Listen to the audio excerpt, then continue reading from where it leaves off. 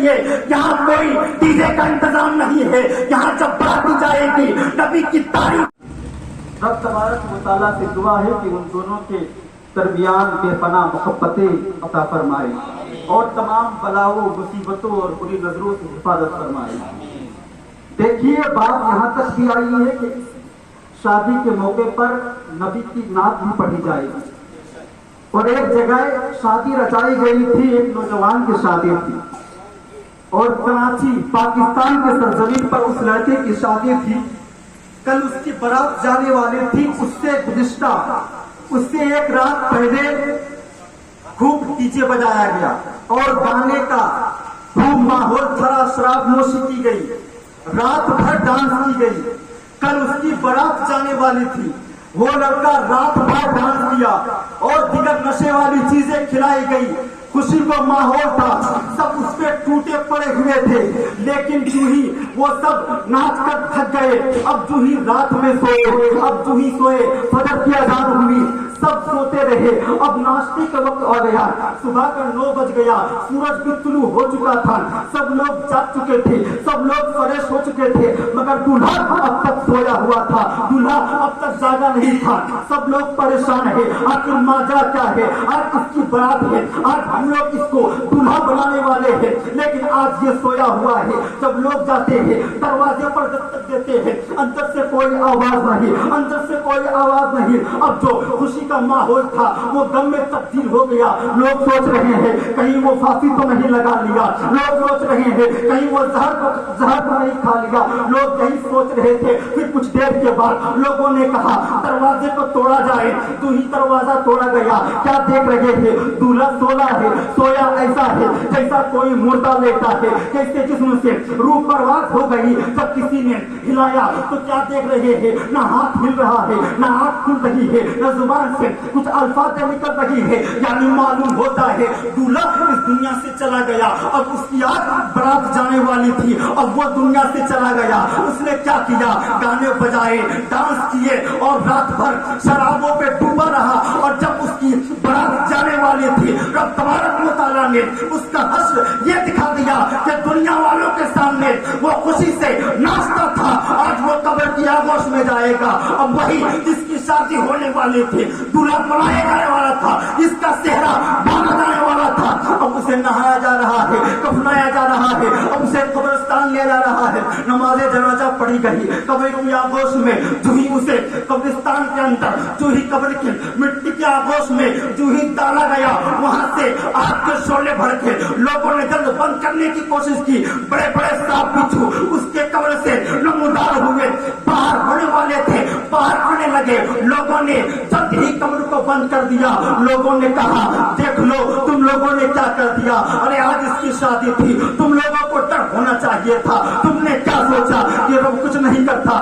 لوگ سوچتے ہیں ہم گناہوں میں ڈوبے ہوئے ہیں، رب کچھ نہیں کرتا، ہم ڈانس کرتے ہیں، رب کچھ نہیں کرتا۔ رب دیکھتا ہے اور اپنی رس سے دی ہوئی اپنی رسی کو ڈھیل دیتا ہے، بندہ کس حد تک جاتا ہے، لیکن جب رب اپنے دل دی ہوئی رسی کو کھینچتا ہے تو وہ منہ کے بل زمین پر گرتا ہے، پھر کسی کا پاؤں ٹوٹتا ہے، پھر کسی کے جسم سے روح پرواز ہو جاتی ہے۔ اسی طرح ایک لڑکی کی کرناٹکا میں شادی تھی، اب اس کی شادی ہو گئی۔ اب دیکھیے یہ شادی کے دن برے کام کرنے والا کہاں گیا؟ دنیا ہی میں رسوا ہو گیا، قبر کی آغوش میں عذاب الہی میں گرفتار ہو گیا۔ لیکن اس کے برعکس آئیے ایک حسین و جمیل لڑکی جس کی کرناٹکا میں شادی تھی، اب اس کی شادی کا ماحول تھا، پورے گھر میں شادی کا ماحول تھا، اب اس کی برات آنے والی تھی۔ اس لڑکی کو تیار کیا گیا، اس کو نہایا گیا، بہترین کپڑے پہنائے گئے، میک اپ کرنے والے آئے،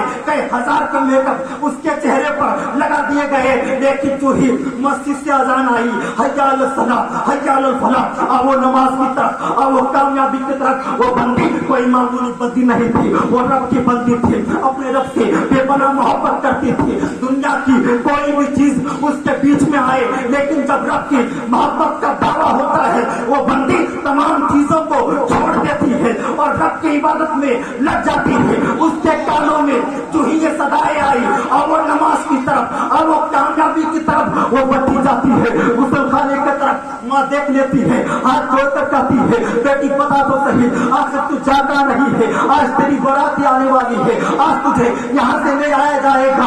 बेटी कहती है आजाद हो चुकी है, रब मुझे बुला रहा है और रब बुलाए मैं ना जाऊं, ये हो नहीं सकता। माँ ने कहा तू कैसी बात करती है, तेरे चेहरे पर कई हजार के मेकअप लगे हुए हैं। वो बच्ची कहती है ये दुनिया की खूबसूरती कुछ नहीं है, मैं अपने रब के नजदीक खूबसूरत हूँ, मैं अपने रब के नजदीक हसीनो जमीन हूँ। ये कहकर बच्ची चली गई, वजू बनाई और मुसल्ला बिछाकर नमाज पढ़ने लगी। अब कयाम की हालत में है, वो बच्ची रुकू भी करती है, सुजूद भी करती है। एक रकात पूरी हो गई, दूसरी रकात के लिए जो ही उस बच्ची ने सर को सजदे में रखा है, अब क्या देखते हैं वो सर को सजदे में उठाती नहीं। सब लोग परेशान है, हैरान है। कमरे में दाखिल हुई, वजू बनाई, नमाज के लिए गई, लेकिन अब तक वापस नहीं आई। आखिर मामला क्या है? चूंकि माँ अंदर दाखिल होती है, क्या देखती है कि उसकी बेटी नमाज की हालत में इंतकाल कर गई। नमाज की हालत में तो मौत कभी भी आ सकती, और कोई ये ना सोचे कि रब दुनिया को कायम कर दिया, माज़अल्लाह आराम से बैठा हुआ है। वो सब कुछ देख रहा है और अपनी ढीलती हुई रस्सी को और ढील दे रहा है, और जब खींचता है तो बंदा मुंह के बल जमीन पर गिरता है। फिर माँ ने जो ही देखा कि मेरी बेटी सजदे की हालत में इस दुनिया से रुखसत फरमा गई, इस दुनिया से चली गई।